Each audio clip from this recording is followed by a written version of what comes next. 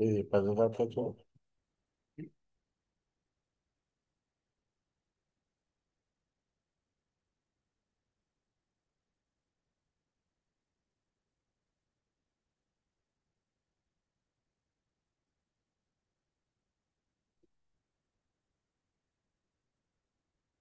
పరిశుద్ధుడైన యేసుక్రీస్తు శుభనామమున కూడి వచ్చిన సంఘానికి ప్రేమతులకును సాయంకాల వందనాలు తెలియజేసుకుంటున్నాము. ఈరోజు మనము ధ్యానం చేయబోయేటువంటి అంశం ఏంటంటే జీవితం గురించి సత్యం. మన జీవితం గురించి మనం తెలుసుకోవాల్సినటువంటి నిజం. ఏ ఒక్కరూ కూడా వారి అనుమతితో తల్లి గర్భం నుండి ఉద్భవించరు. అంటే మన పుట్టుక మనకు తెలియదు. అదేవిధంగా లోకమును విడిచుట కూడా మనకు తెలియదు. దేవుడు మనల్ని ఈ లోకములో పుట్టించడానికి ఏ ఉద్దేశాన్ని కలిగి ఉన్నాడు? మనం ఆ ఉద్దేశాల ప్రకారం జీవిస్తున్నామా? మనుషులందరూ ఎటువైపు వెళ్తున్నారు, మనం ఎటువైపు వెళ్తున్నాం అన్నటువంటి విషయాలను మనము చర్చిద్దాం. బైబిల్ ప్రకారము జీవితంలో జీవితం గురించి సత్యం ఏంటంటే దేవునితో మనకు ఉండేటువంటి ఆ యొక్క గొప్ప సంబంధం గురించి తెలుసుకోవాలి. మనము స్వాభావికంగా పాపమును బట్టియే మనకు అనేకమైనటువంటి ఆ, ఇబ్బందులు, ఆ, శోధనలు, మరణాలు సంభవిస్తున్నాయి.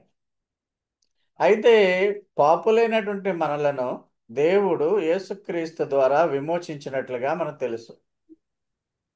అంటే జీవిత సత్యం ఏంటంటే లోకములో పాపులుగా ఉన్నప్పటికీ యేసు అనేటువంటి దైవకుమారుడు లేక మన లోక రక్షకుడు, మన యొక్క రక్షణకర్త ద్వారా మనము విమోచన పొందగలుగుతున్నాం పాపముల నుండి, రెడెంప్షన్. కనుక మనము నేర్చుకోవలసిన విషయం ఏంటంటే మానవులకును దేవునికిని కోల్పోయినటువంటి సంబంధం సృష్టికర్త అయినటువంటి దేవాది దేవుడు దేవుడు యేస్సును పంపడం ద్వారా యేస్సు నుండి మనకు ఆ యొక్క సంబంధము తిరిగి ఏర్పడుతుంది అని మనం గ్రహించాలి. ఈ విధముగా మనము ఈ రక్షణ జ్ఞానము కలిగి ఉండడానికి బైబిల్ ఎంతగానో ఉపయోగపడుతుంది. విశ్వాసం మనలో ఒక ఫెయిత్, బిలీఫ్ మనము జీవించడానికి బైబిల్ పుస్తకం అనే దాన్ని మనకి ఇచ్చాడు, గ్రంథం అనే దాన్ని ఇచ్చాడు. దాన్ని మనం మార్గదర్శకంగా తీసుకుంటున్నాం. బైబిల్లో దేవుని యొక్క స్వభావము, మానవాళి కోసం ఆయన ప్రణాళికలన్నీ మనకు తెలుస్తున్నాయి. మన రక్షణ ప్రణాళిక, అలాగే మన పర్పస్ ఆఫ్ లైఫ్, మన జీవితం యొక్క ఉద్దేశములు ఏంటో అన్నది మనం బైబిల్ ద్వారా అనేకమైనటువంటి తెలుసుకుంటున్నాం. మన ఉద్దేశం ఏంటంటే బైబిల్ ద్వారా మనము దేవుని మహిమను తెలుసుకుంటున్నాం. అసలు దేవుడు మనల్ని ఎందుకు సృష్టించాడు ఈ లోకంలో? ఈ జనరేషన్లో మనం బ్రతుకున్నాము, అలాగే పూర్వపు జనరేషన్లో మన పూర్వీకులు జీవించారు. ఈ విధముగా మనము మనము లేక ఏ మనుష్యుడైనా ఈ లోకంలో పుట్టడానికి, జీవించడానికి ఏంటి పర్పస్ అని మనం చూస్తే దేవుడు తన మహిమ కోసం మనం సృష్టించాడు. ఆయన మహిమలో మనం జీవించాలి, ఆయన కొరకు జీవించాలని ఆయన సృష్టించాడు. మీకు ఎన్నో ప్రసంగాల్లో చెప్పాను. మానవుడు పడిపోయిన తర్వాత ఆ తొలి మానవులు పడిపోయిన తర్వాత ఆ పడిపోయే విధానమే మనుషుల్లో కొనసాగుతుందని మీకు పలుమార్లు నేను చెప్పాను. అయితే యేసు ద్వారా మనకు తిరిగి సమాధానము, రికన్సిలేషన్ అనేది దేవునితో ఏర్పడుతుంది కనుక యేసు ద్వారా మనము దేవుని యొక్క స్వభావాన్ని తెలుసుకుంటున్నాం. దేవుడు ఎలా ఉంటాడో మనకు తెలియదు, కానీ యేసు ఈ లోకాన్ని చూచింది కాబట్టి యేసు స్వభావమే దేవుడు. యేసు ప్రేమను మనం తెలుసుకున్నాం, దాన్ని ప్రతిబింబింపవలసినటువంటి అవసరం ఉంది. ప్రేమ, విధేయత కలిగి ఉండాలి. ఆయన చిత్తాన్ని ప్రతిదినము మన జీవితంలో మనం కలిగి ఉండి దేవునితో వ్యక్తిగతమైన సంబంధం కలిగి ఉండాలి. Personal relationship with God. మనము దేవుని యొక్క ఆ యొక్క గ్రేస్ని, కృపను ఇతరులకు వెల్లడించడానికిని, మరియు ఆయన రాజ్యాన్ని, క్రీస్తు రాజ్యము లేక దేవుని రాజ్యాన్ని విస్తరించడానికి మనము పిలువబడ్డామని గుర్తుంచుకోవాల్సిందిగా కోరుచున్నాను. పాపం యొక్క ఆ వాస్తవికత మనకు తెలుసు. Reality of sin and consequences రోమిలకు రాసిన పత్రికలో ఉంటుంది. పాపం వలన వచ్చే జీతం మరణం, అయితే క్రీస్తునందు నిత్య జీవం అని రాయబడి ఉంది. కనుక అసలు పాపం అంటే ఏంటి? దేవుని యొక్క ప్రమాణాలకు, దేవుని యొక్క కట్టడలకు నిలబడకుండా, ఆ ఉభయత చూపించకుండా ఉండడమే. అంటే ఒబీడియన్స్, క్రిస్టియానిటీలో చాలాసార్లు చెప్పాను, ముఖ్యమైనది ఒబీడియన్స్ టు ద గాడ్.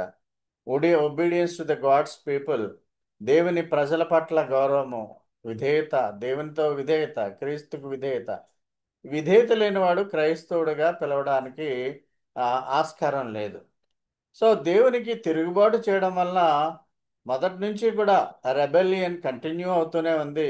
ఆ తిరుగుబాటు ధోరణిలో ఉండడం వల్ల, పాపం వల్ల అనేకమైనటువంటి పరిణామాలు మనకి వస్తున్నాయి. కాబట్టి మనము మన జీవితంలో పాపం లేకుండా ఉండేటువంటి విధముగా యేసు రక్తము మనల్ని విడుదల చేస్తుంది కనుక మనము స్పిరిచువల్ డెత్ పొందకుండా, మామూలు డెత్ అందరికీ వస్తుంది, ఆధ్యాత్మికమైనటువంటి మరణం లేకుండా ఉండేటువంటి విధంగా యేసయ్య మనల్ని రక్షించాడు గనక దేవాది దేవునికి వందనాలు. యేసు ద్వారా విమోచనను మనకి ఇచ్చాడు. యేసుప్రభు పాపరహితుడు. ఆయన శిలువ మ్రాను మీద మన పాపాలకు శిక్షణ అనుభవించి దేవునితో మనకు మంచి రిలేషన్ ఏర్పాటు చేస్తాడు. విశ్వాసంగా యేసును ప్రభువుగా మరియు రక్షకుడిగా అంగీకరించడం వల్ల పాపాలకు క్షమాపణ వస్తుంది. అది మనం పొంది ఉన్నాం గనుక దేవునికి వందనాలు. పొందబోయేటువంటి ఆ యొక్క మోక్ష రాజ్యం బట్టి కూడా దేవునికి వందనాలు. అయితే రక్షింపబడిన జనులు తమ భౌతిక జీవితంలో కూడా పరివర్తన కలిగి ఉండాలి. మాట్లాడే విధానము, ఇతరులతో డీల్ చేసేటువంటి విధానము, ఆ, అదేవిధంగా విశ్వాసులతో ఏ విధముగా మనం కలిసి ఉంటున్నాము, సంఘ ఆరాధనలోను లేక ఆ, మన యొక్క జీవితంలో ప్రభువుని ఏ విధంగా మన మాటల ద్వారా వ్యక్తం చేస్తున్నాం అనేటువంటి విషయాలు ఉండాలి. అప్పుడే దేవుడు మన ద్వారా మహిమపరచబడతాడు. క్రీస్తులో సంతృప్తికరమైన జీవితం గడపడం అంటే ఏంటి? అంటే సంతృప్తికరమైన జీవితం, క్రైస్తవులంతా కూడా సంతృప్తికరమైన జీవితం జీవిస్తారు అంటే ఈ లోకములో ఉండేటువంటి విజయాలు, ఆనందాలు, సౌఖ్యం బట్టి కాదు. అంటే క్రైస్తవులు ఎప్పుడు కూడా ఆనందంగానే ఉంటారు అంటే అది భౌతికమైన విషయాల్లో కాదు. భౌతిక విషయాల్లో సక్సెస్, విజయము, అది అంతకంటే కాదు. వారు ఆనందముగా ఉంటారంటే క్రీస్తులో ఆనందంగా ఉంటారు, ఆయన సేవ చేయడంలో ఆనందంగా ఉంటారు, ఆయన ఆయన ద్వారా వచ్చేటువంటి ఆనందాన్ని అనుభవిస్తారు. మీరు చూడండి, మనం ఎప్పుడైనా దేవుని సన్నిధిలో ఆదివారం కూడుకునేటప్పుడు ఆ 3 గంటలు మీరు వెళ్ళిపోయే వరకు కూడా చాలా సంతోషంగా ప్రభువులో ఉంటూ, వెళ్ళిపోయేటప్పుడు ఒకరినొకరు పలకరించుకుంటూ చక్కగా మరి ఆరాధనలో పాల్గొనేటువంటి పరిస్థితి దేవుడిచ్చాడు. అది ఆనందం. అంటే పరిశుద్ధులు కలిసినప్పుడు వారు యేసును స్తుతించుకుంటూ యేసు ద్వారా కలిగినటువంటి సమాధానాన్ని పొందడమే తృప్తి కలిగినటువంటి జీవితం అని మనం గుర్తుపెట్టుకోవాలి. ప్రియమైన వాళ్ళ, we are all disciples of Christ. Disciple అంటే ఆమె లేక అతను ఎప్పుడు కూడా క్రీస్తులో, క్రీస్తుకు విధేయత కలిగి ఉండాలి, విశ్వాసం కలిగి ఉండాలి, విధేయత కలిగి ఉండాలి. సాతాను యొక్క ఆ యొక్క తిరుగుబాటు ధోరణి వారి జీవితంలోనే ఉండకూడదు. సత్యాన్ని వెంబడించాలంటే ఆయన బోధనలను వెంబడించాలి. ఆ సత్యం అంటే యేసు ప్రభు. కనుక మనము సత్యం కొరకు జీవించాలి, సత్యం కొరకు పోరాడాలి, సత్యంలోనే జీవించవలసినటువంటి అవసరం ఉంది. అలాగన మనము ఎటర్నల్ లైఫ్ని పొందే వరకు కూడా మనం జీవించవలసి ఉన్నది. I'm the way, I'm the truth and the life. నేనే జీవము, సత్యము, మార్గము అయి ఉన్నానని ప్రభు యోహాను సువార్త 14:6లో చెప్తున్నాడు. సత్యంలోనే మనం జీవించవలసిన వారమైన ప్రభు ప్రేమను మనం అందరికీ కూడా అందించాలి. ప్రేమ బైబిల్లో చాలా చాలా ఇంపార్టెంట్. ఆ ప్రేమ లేని జీవితము వ్యర్థం అంటాడు. యేసుప్రభు. కనుక ఇతరుల పట్ల ప్రేమ, ముఖ్యంగా పరిశుద్ధుల పట్ల ప్రేమ, వారి అవసరతలతో తోడుగా ఉండడము, ప్రార్థన చేయడం ఇవన్నీ కూడా మనం చేయవలసిన వారమే ఉన్నాము. మనిషిలో పాపం ఉన్నట్లయితే ఆ పాపం అనేది సత్యాన్ని వెంబడించే విధంగా చేయలేదు. ఆ సత్యాన్ని అంటే క్రీస్తుని వెంబడించాలి అనే ఉద్దేశం ఉండాలంటే మీలో ఉన్నటువంటి పాపాలను తీసివేయవలసినటువంటి ఉంది. క్షమాపణ ఎంత పాపి అయినను దేవుడు యేసు ప్రభు క్షమిస్తాడు అనేటువంటి విధానంలో మన పాపాలని, అనుదిన పాపాలని ఆయన వద్ద ఒప్పుకొనవలసిన వారమై ఉన్నాం. ఆధునిక వైద్య శాస్త్రము మానవుని యొక్క లైఫ్ స్పాన్ జీవితాన్ని పొడిగించడానికి ఉపయోగపడుతుంది.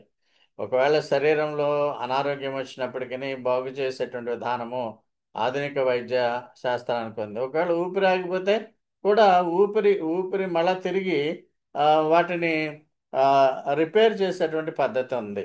అలాగే గుండె ఆగిపోయడం, గుండు కొట్టుకోవడం ఆగిపోయింది అనుకోండి, దాన్ని సంక్లిష్టమైన యంత్రాల ద్వారా కొంతకాలం పనిచేసే విధంగా ఉంది. అయితే వైద్యపరముగా ఒక వ్యక్తి జీవితకాలాన్ని పొడిగించినప్పటికీ కొత్త జీవితాన్ని ఇవ్వలేదు అది. అంటే ఒక డెడ్ పర్సన్ని బ్రతికించలేదు ఆధునిక వైద్య శాస్త్రం కూడా.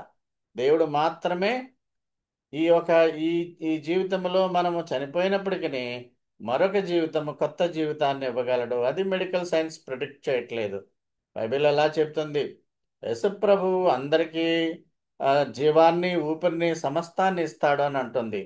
ఆ, అపోస్తల కార్యం 17వ అధ్యాయం 25వ వచనంలో ఆయన అందరికీ జీవమునకును, జీవమును, ఊపిరిని, సమస్తమును దయచేవాడు గనక తనకు ఏదైనా కొదువైనట్టు మనుషుల చేతులతో బడువాడు కాడు.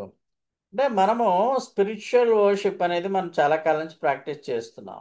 చేతుల ద్వారా వర్షిప్ లేక రకరకాల ఆమ్, ఆమ్, అభ్యాసాలు, రకరకాల పద్ధతుల ద్వారా భౌతికమైనటువంటి ఆ స్థుతి ఆరాధనకు ఆయన ఇష్టపడ్డా కానీ ఆత్మ ఆరాధనకి ఇష్టపడతాడు. అదేవిధంగా మనకు మనము పుట్టడానికి జీవమిచ్చేది, ఊపిరిచ్చేది సమస్తము దేవుడే. అంటే జీవాన్ని ఇచ్చేది దేవుడు తప్పించి వైద్యులు కాదని మనం గుర్తుపెట్టుకోవాలి. ఈ లోకంలో బ్రతకడానికి కొంతవరకు వైద్య శాస్త్రము, ఆధునిక వైద్య శాస్త్రం ఉపయోగపడుతుంది కానీ ఒకవేళ మరణించిన వాడిని తిరిగి లేపేటువంటి పద్ధతి వైద్య శాస్త్రం చేయలేదు.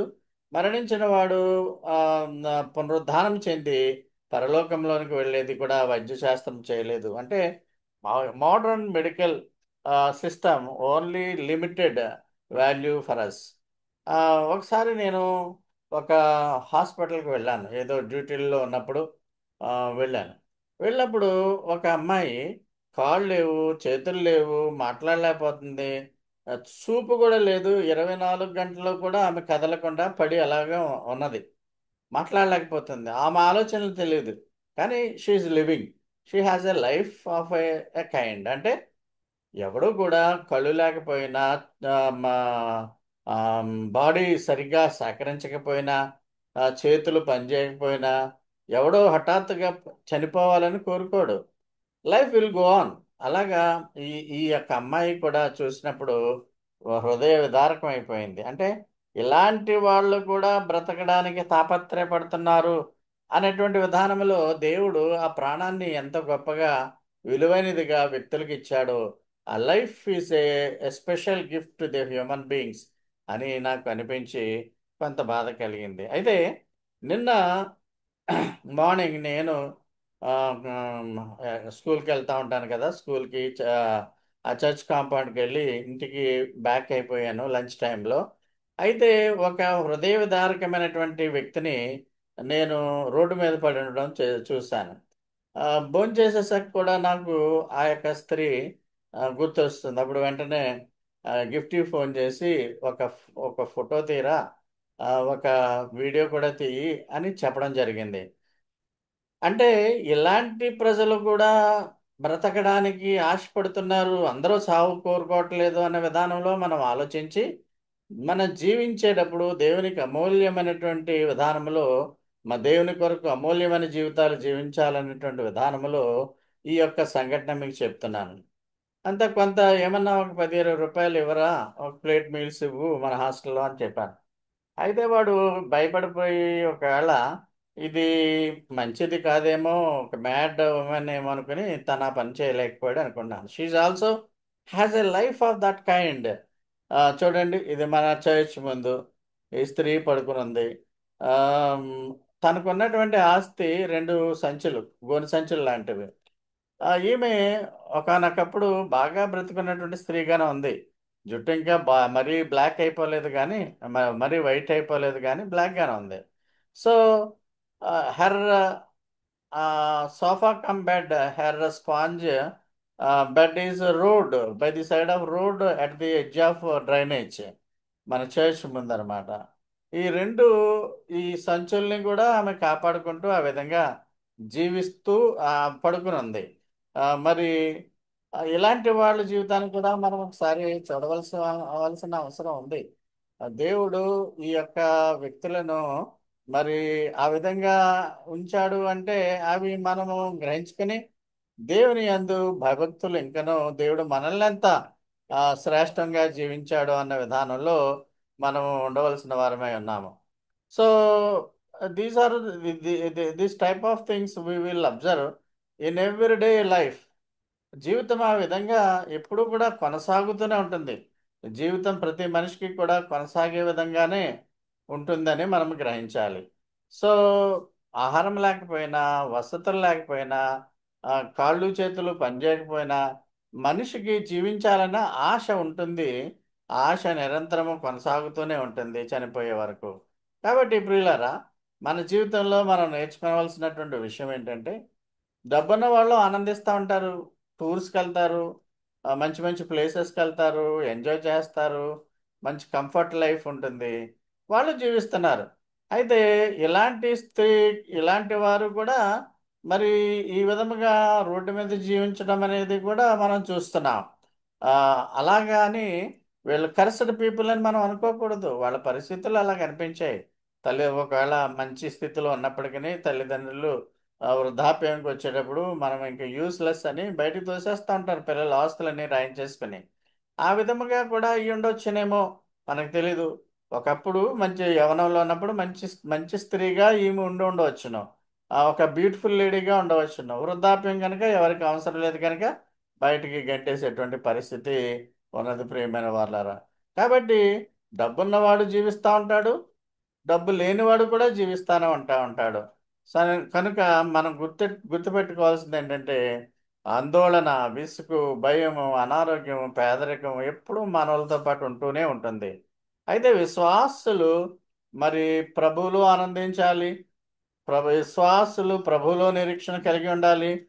మనకి ఇంక జీవితము ఆసక్తి లేకుండా అయిపోయింది అని అనుకోకూడదు. జీవితంలో మనం మనం సాధించవలసింది ఇంకా ఏమీ లేదు అనుకోకూడదు. మనం క్రీస్తు కొరకు జీవించవలసిన వారమై ఉన్నాము. క్రీస్తు ద్వారా మనము సమాధానము పొందవలసిన వారమై ఉన్నాము.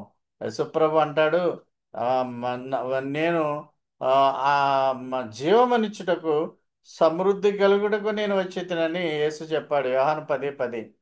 గొర్రెలకు జీవము కలుగుటకు, అది సమృద్ధిగా కలుగుటకు నేను వచ్చేదనని మీతో నిశ్చయముగా చెప్తున్నానని చెప్పాడు.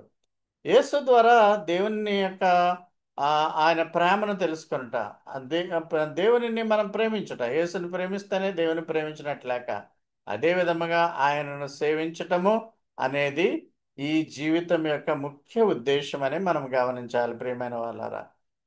దేవుడు క్రీస్తు ద్వారా మనకు సమృద్ధి అయినటువంటి జీవితాన్ని ఇస్తున్నాడు.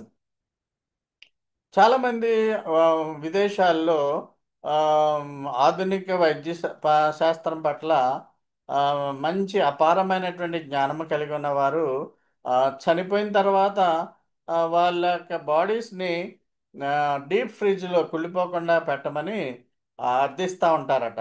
ఆ విధంగా పెట్టడం వల్ల వాళ్ళ ఉద్దేశం ఏంటంటే, ఈ మెడికల్ సైన్సెస్ ఎప్పుడో ఒకనొక దినాన్న చనిపోయిన వారిని కూడా తిరిగి వాళ్ళు జీవము మెడికల్ సైన్సెస్ జీవం పోస్తుందని కొంతమంది ఆశిస్తూ ఉంటారట. అది జరిగే పద్ధతి కాదు, జరగదు. అయితే చనిపోయిన వారు తిరిగి లేవడం అనేది యేసు ద్వారా మాత్రమే సాధ్యము. మనము తెస్సలోనికి రాసిన మొదటి పత్రిక 4వ అధ్యాయము 16-18లో క్రీస్తునందు మృతులైన వారు మొదట లేతురు అన్నటువంటి విధంగా 14-18 వరకు చదువుకుంటే, మృతులైన వారు తిరిగి లేచుట అనేది వైద్యశాస్త్రం ద్వారా జరగదు కానీ, అంటే బ్రతుకున్న వాడిని ఆరోగ్యవంతుడిగా కొంతకాలం నిలబెట్టగలరేమో కానీ, చిరకాలం వాడు జీవించే విధముగా, ఒకవేళ చనిపోతే తిరిగి జీవం వచ్చే విధంగా ఆధునిక టెక్నాలజీ అనేది ఉపయోగపడదు, నిరుపయోగం. అయితే యేసునందు నిరీక్షణ కలిగిన వారు ఆయన మధ్యాకాశంకి వచ్చినప్పుడు ఎత్తబడతారు. జీవించి ఉన్న వారు ఎత్తబడతారు, చనిపోయిన వారు పునరుద్ధానం చెందుతారు. ఈ నిరీక్షణ మనకే ఇవ్వబడింది కనుక అందుకనే ప్రభు అంటాడు, నా యోహాను సువార్త ఆరో అధ్యాయము 47 వచనంలో, విశ్వసించువాడే నిత్య జీవము కలిగిన వాడు. Only believe in Christ will give the eternal life. ఆ విశ్వాసము ద్వారా మాత్రమే మనం రక్షింపబడుతున్నాం. ఆ విశ్వాసాన్ని కడవరకు కాపాడుకోవాలి. ఆ ఉన్న విశ్వాసాన్ని పోగొట్టడానికి చెడ్డ స్నేహితులు, డెవిలిష్ పీపుల్, లోక పరిస్థితులు మనల్ని బాధ పెట్టకుండా, అడ్డగించకుండా మనము ఆ, ప్రయత్నం చేస్తూనే ఉండాలి. విశ్వాసులు మరణం తర్వాత కూడా మరి తిరిగి జీవిస్తారనేటువంటి గొప్ప ఆ నమ్మకాన్ని కలిగి ఉండాలి. మొదటి యోహాను మొదటి అధ్యాయం 8-9లో ఏమని ఉందంటే, మీ పాపాలు మీరు ఒప్పుకోండి, ఆయన నమ్మదగిన వాడు కదా, నీతిమంతుడు కదా, ఆయన మన పాపాలు తప్పనిసరిగా మీరు పాపాలని ఒప్పుకుంటే ఆయన మిమ్మల్ని క్షమించి పవిత్రులుగా చేస్తాడని రాయబడింది. కనుక ఎటర్నల్ లైఫ్, నిత్య జీవం అనేది యేసులో దేవుడు మనకిచ్చినటువంటి గొప్ప బహుమానం అని మనము గమనించాలి. అది ఆయనతో అంతం లేని జీవితాన్ని మనము కలిగి ఉంటామనేటువంటి సంపూర్ణ హామీని మనకిచ్చింది. అంటే దేవుడు నిత్య జీవాన్ని యేసు ద్వారా ఇచ్చాడు. అది ఎప్పుడు కూడా మనతో పాటే ఉంటుంది. నిత్య జీవంలో ఎల్లవేళలా మనము జీవిస్తాము. ప్రభు అయిన యేసుక్రీస్తు మరణం ద్వారా ఈ బహుమతి మనకు లభించిందని మనం ఎప్పుడూ గుర్తుపెట్టుకుండాలి. ఒక్కొక్కసారి పాపములో పడిపోయినప్పటికీ ముందు పశ్చాత్తాపడము, ప్రభు పాపాన్ని తొలగించడానికి చనిపోయాడు కనుక ఆయనపై విశ్వాసం ఉంచి ఆయన్ని అడగడము అనే దాన్ని మనం చేయాలి. రోమ 6:23లో ఏముందంటే, ఏలయనగా పాపం వల్ల వచ్చే జీతం మరణము. మీకు ఎన్నోసార్లు చెప్పాను, ఇక్కడ మరణం అంటే సెకండ్ డెత్, నరకం. మా ఆర్డినరీ మనుష్యుడు ఒక్క మారే చనిపోవాలని ఫిబ్రవరి రాసిన పత్రికలో ఉంటుంది. ఫిబ్రవరికి రాసిన పత్రిక ఆమ్, లో ఉంటుంది. 9వ అధ్యాయం 27వ వచనంలో ఒక్కరంటే ఫిజికల్ డెత్. అయితే స్పిరిచువల్ డెత్, ఆత్మ చచ్చిపోకుండా ఉండేటువంటి విధముగా మనం ఎప్పుడు కూడా యేసును స్మరించుకుంటూ పాపక్షమాపణ పొందుతూ ఉండాలి. పాపం వల్ల వచ్చే జీతం మరణము, అయితే దేవుని కృపావరము మన ప్రభు అయిన యేసునందు నిత్య జీవము. అలజడి కలిగి జీవిస్తున్నటువంటి క్రైస్తవులు ఎవరైనా ఉన్నట్లయితే వారు అలజడిని, ఆ యొక్క పాపభారాన్ని యేసు మీద వేయండి. మీలో ఉన్నటువంటి సందిగ్ధత తొలగిపోనివ్వండి. సాతాను పెట్టేటువంటి చిక్కుల నుండి సులువుగా చిక్కే, హెబ్రీయులకు రాసిన పత్రికలో సులువుగా చిక్కులు పెట్టే సాతాను శోధనలో పడకండి. ఎందుకంటే మనం ఎండ్ టైమ్స్లో ఉన్నాం కాబట్టి మన చుట్టుపక్కల వారు, మన స్నేహితులు, పాస్టర్లు అనేవాళ్ళు, విశ్వాసులు అనేవాళ్ళు కూడా అవిశ్వాసముగా ఉంటారు. వాళ్ళు విశ్వాసం నుంచి పడిపోతారు. అయితే మనం మాత్రం ప్రభువుని కడవరకు ఆయనకు విశ్వాసాన్ని కాపాడుకుంటూ ఆ ఎటర్నల్ సెక్యూరిటీ బహుమతిని మనము ఆమ్, ఎల్లవేళలా కలిగి ఉండాలి. ఈరోజు topic eternal truth about life. Life truth ఏంటంటే, సత్యం ఏంటంటే, మనుషులు పుడతారు, కొంతకాలం జీవిస్తారు, చనిపోతారు. మనుషులు ఎక్కడికి పోతారో వాళ్ళకి తెలియదు. But we know it. మనము పుట్టాము దేవుని కృప వలన ఆయన మహిమపరచడానికి. మనం కొంతవరకు ఈ లోకంలో దేవుని మహిమపరుస్తున్నాము. దేవునికి వందనాలు. మనము వీఆర్ చూజన్ రేస్ అంటాము, రాజులైన యాజక సమూహం అంటాము, మనం హోలీ నేషన్, పరిశుద్ధ జనం అంటాము. ఆ విధంగా మనకు ఒక ఆత్మతృప్తిని దేవుడు ఇచ్చాడు. బట్ ఆ నిరీక్షణ లేదు లేదు చాలా మందికి. పుట్టాము, పెరిగాము, ఉద్యోగం చేసుకుంటున్నాము, సంపాదించుకుంటున్నాం, వ్యాపారం చేసుకుంటున్నాం, సంపాదించుకుంటున్నాం, ఇప్పుడు వృద్ధులైపోతాం, లేకపోతే యాక్సిడెంట్ అయిపోతాం, పోతే పోయాంలే అనుకునేటువంటి జనాంగము వేరు. మనము పిలువబడినటువంటి వాళ్ళము. మనకి ఎప్పుడు పిలుపు వచ్చినప్పటికీ పరలోకములో యేసుతో పాటు ఉంటామనేటువంటి నిరీక్షణ ఉన్నది. నిరీక్షణ లేనటువంటి వారి వల్లే మనము మన జీవితాలను జీవించకూడదు. మనకి దేవుడు ఈ జీవితం ఇచ్చాడు. ఈ జీవితం ద్వారా మనము దేవుని ఎప్పుడు కూడా మహిమపరచాలి. మరి ముఖ్యంగా యేసు ద్వారా దేవునికి విధేయులుగా మనం ఉండాలి. పాపాలు ఎప్పుడూ ఇబ్బందికరంగానే ఉంటాయి. అంత మాత్రాన యేసు విశ్వాసం మనల్ని మనము విడిచిపెట్టకుండా, అంటే పాపములో ప్రవేశపెట్టినప్పుడు ఆటోమేటిక్గా సాతాను ఏం చేస్తుందంటే యేసు నుంచి ఆ ఫెలోషిప్ నుంచి దూరంగా తీసుకోవడానికి ప్రయత్నం చేస్తుంది.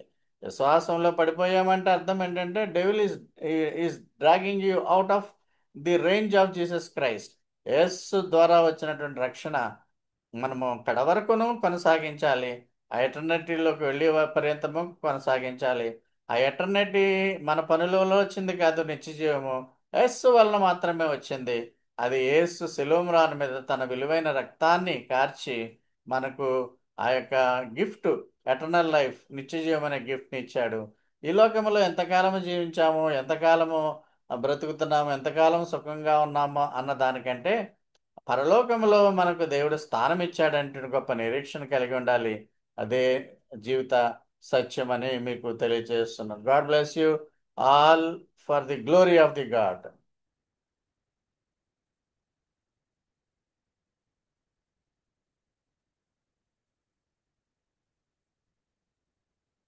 కొద్దిసేపు ప్రార్థన చేసుకుందామండి. ఆ, రెగ్యులర్గా ప్రార్థన చేసేవారు ప్రార్థన చేయవచ్చును. సన్ని తర్వాత ఈరోజు విక్టర్ కూడా చేయొచ్చు. సన్ని తర్వాత విక్టర్, సోదరు నాగేశ్వర గారు ఉంటే చేయొచ్చు.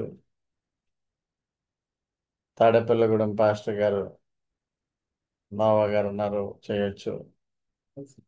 ఆ? చివరిగా సోదరు లైజక్ గారు ముగించే ప్రార్థన చేస్తాం. Sunny you can do that prayer. పరిశుద్ధుడైన మా గొప్ప దేవ